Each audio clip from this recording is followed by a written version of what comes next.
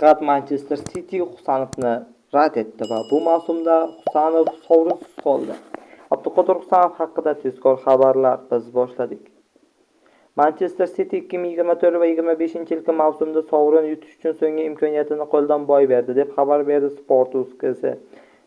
Josep Guardiola shogirdlari Angliya Kubogi finalida Crystal Palace'ga qarshi o'ynadi, biroq 0-1 hisobda mag'lubiyat alamini totib ko'rdi. Yagona gol 16-daqiqada Everche Eze tomonidan kiritildi. 36-daqiqada Omar Marmush penaltini aniq amalga oshira olmadi. Manchester City'ning o'zbekistonlik himoyachisi Abduqodir Husanov zaxira o'rindig'idan o'tirdi, ammo maydonga tushmadi. Eslatib o'tamiz, ushbu maydonda Manchester City favorit bo'lgandi. Shu tariqa Crystal Palace klub tarixida ilk yirik sovrinni qo'lga kiritdi. Jamoa yana 2 marta Angliya Kubogi finalida o'ynagan, 1990 va 2016-yillarda, biroq ikkala o'yinda ham mag'lub bo'lgan edi.